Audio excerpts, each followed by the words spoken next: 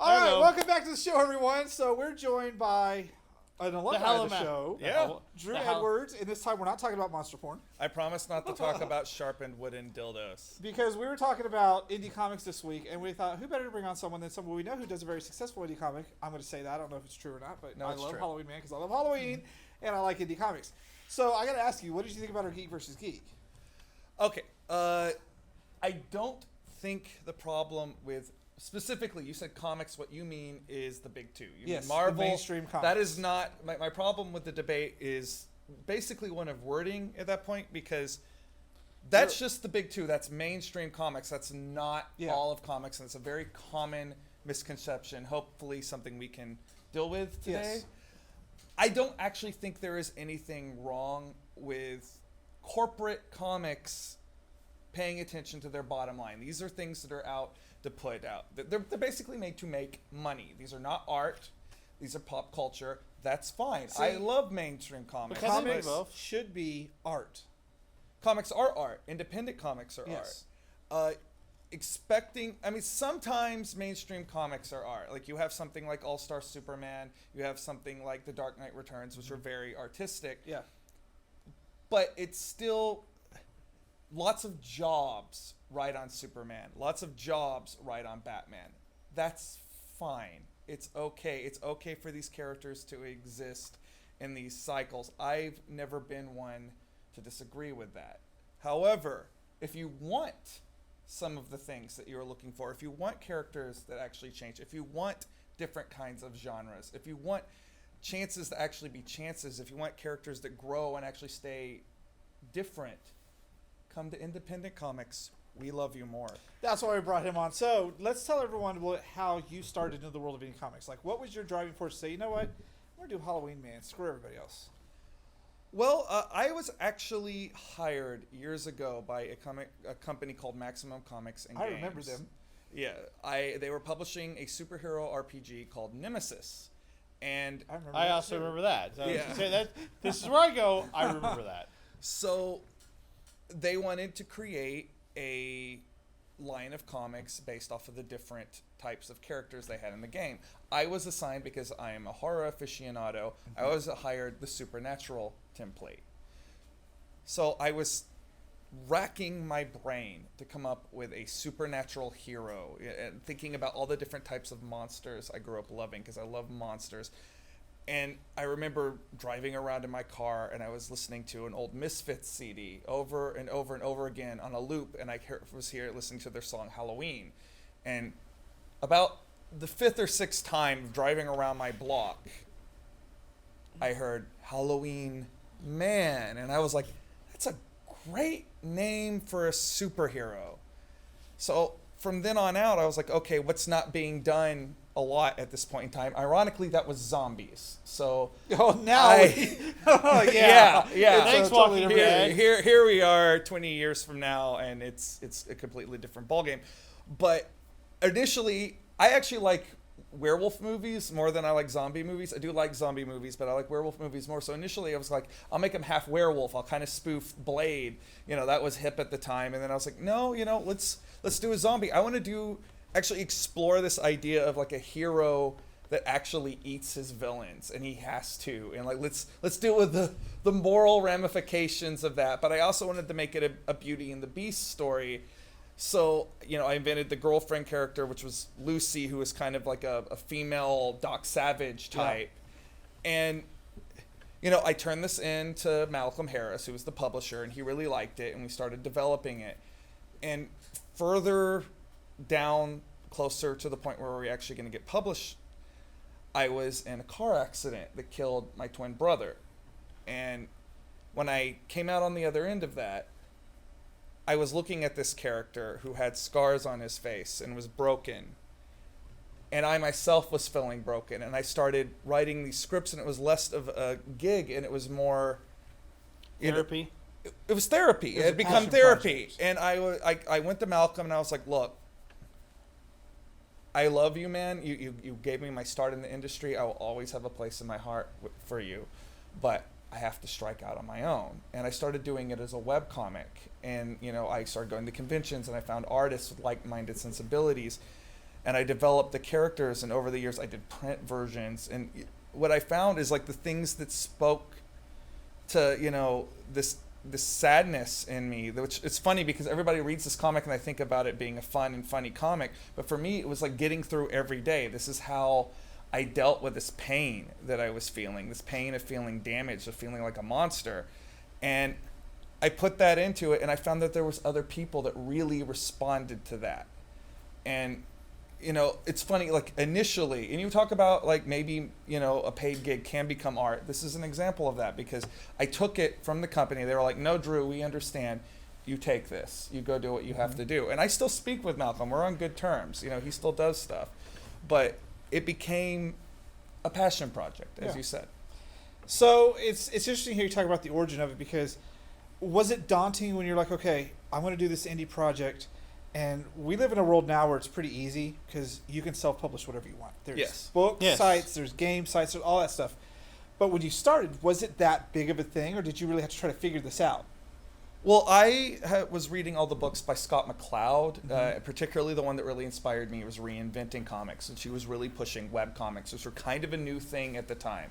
And at that point, it was, I often say this, it was basically the Wild West. Like, you could do whatever you wanted. Penny Arcade, PvP. Yeah, there's a whole bunch of webcomics. Yeah. Like, nowadays, there's a much more conceived notion of what a webcomic can be because we kind of know what works, which is, you know, gag strips. That's really it's the strength. 3 panels, tops, you're good to go. But at some of them. Yeah. At that point in time, I was like, you want to do like a Marvel style adventure comic? Yeah, let's do this. So I was initially like putting it up on the web, and that was nice because if I had just tried to print it up, I would have been limited to local cons. However, when I was putting it up on the web, my audience was global. You know, I had the exact same punching weight as any of the Marvel books, and I didn't have any editor going, oh no, you hit below your you know, projected sales this month, you're done. It was like, no, as long as I had the will to survive, I was going to survive. I have to say, when we're talking about some of the big two being it, and then we have like more than just the big two. We have Dark Horse, and we have IDW, and IDW to me is they're the biggest indie company I can think of. But they're the ones doing the Bat Guano crazy stuff. Like, here's Ninja Turtles and Power Rangers and Ghostbusters thrown in. Okay. I want to not because I love their Ghostbusters comics. Yeah, I just did an interview with the creative team on the Ghostbusters comics a while back. Like, they're great. IDW is not an indie comic company. They are a small publisher. That is a common misconception. They put out some creator-owned stuff. Creator-owned is not the same as indie. They put out a lot of licensed stuff, you know, Power Rangers, Ghostbusters, Ninja Turtles, and that stuff's great. But the same thing, like calling Vertigo, Image, like all these things which are large corporate entities at this point, or even in IDW's case, a smaller business, indie, is kind of a misappropriation of the term. Wasn't the last big corporation indie one like Cliffhanger?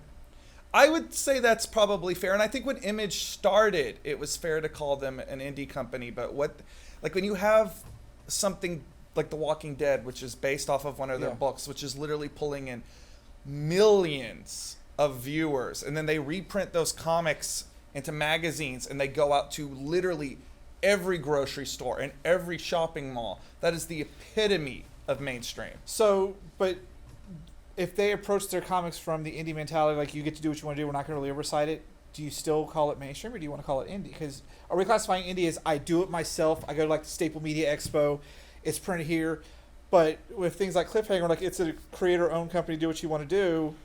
Or Boom, or like, a couple of other ones, I can only define indie how I define it. It's a nebulous term. You know, a lot of people define it different ways, and if I sound a little up my own ass about it, can I say that? Yes, because I have a feeling your view and my view is the exact same. Because I don't think anything that's mainstream, like any of those that you can pick up at Dragon's Lair main comics, I don't consider as indie. Yeah, but I mean, the Dragon's Lair is a weird oddity because we even have to admit, like. But they have a section of indie comics, so right. But let's get to what you consider it. I consider indie comics something that the creator has put their own capital in, or their own money. They raise the money themselves. They put their own money behind advertising and paying their creative team, which is what I do. and I bust my ass to put out every single issue. And, my dime is the one that's on the line. And every dollar counts and every fan counts. Yeah. When I say I want you more than Marvel and DC, it's true. Marvel and DC lose a reader, they're probably going to find more people that want to read X-Men. They're going to probably find more people that want to read Spider-Man. Those characters are not in danger. Even if, look, let's be realistic. Even if Marvel decided to fold up their publishing, Spider-Man ain't going anywhere. No. So if someone's brand new wanted to start in the indie industry, what would be your best advice to give them? Because people think, oh, look at the web. It's so easy. Look at all these things people do. How hard could it possibly be? My advice, first of all, refine your concept as much as you can. Like, bounce it off of somebody else. Because I look back at my early issues of Halloween Man, and I'm embarrassed. They're very amateurish. I look back at our early episodes of Fanservice. I'm the same way. I still look exactly the same. But as far as the publishing goes, I think Comixology is the best thing out there. You can get your work out in front of a large, vast, and I mean vast. I have fans in Japan. I have fans in Australia. You can get that in a global audience. But unlike with webcomics, when you're sort of reliant on advertisers, if you can get them, or people donating money, you can actually make money off of Comixology. And now I've even gone I'm comics, like the first 3 issues of Halloween Man are on Comixology Unlimited, and that's an even cooler thing because I have this deeper partnership with Comixology. Like, they are invested in seeing you succeed. So it's sort of a digital age variation on how Image started out. And I think that there's something very liberating about that. They don't tell me about my content. They don't say, the only thing that they set is this is the rating of the content, which I have a 15 and up rating. And I say, okay, this is where you need to be. And they judge the quality. So when I say refine, they want something that looks professional. They want something that's not amateurish. Yeah. But other than that, they kind of leave you alone to do your own thing. And I love that. I love the fact that creators can just be free to do what they want to do. I don't want to stifle anybody on this crew, so I always encourage them to do their shows. But you had something. I did? Yeah, you were looking at me like you had something to say. Oh, I was just thinking with the web, I think the bigger problem with now is now that and I would say I've heard this before, was everyone has a voice. I think the biggest problem people have now is to get their voice heard. I mean, the whole yes, your content will be we having trouble right now getting our voice heard. But I've seen this man hustle at conventions. Right, that's true. But I'm talking about just being on the web. I hustle on I hustle on the web too. Yes. Have you seen me on Facebook? I'm a beast. Yeah. But that's an all necessary part of the business. If you want to, because the thing about comics, almost everybody who is a fan of comics would like to make a comic. So you're literally almost, no offense to any of y'all, you're almost competing with your own fan base. Because they're just ready to come up and kick you in the ass and knock you over. So you have to stay on your game. You have to be good. You have to hustle. You have to promote.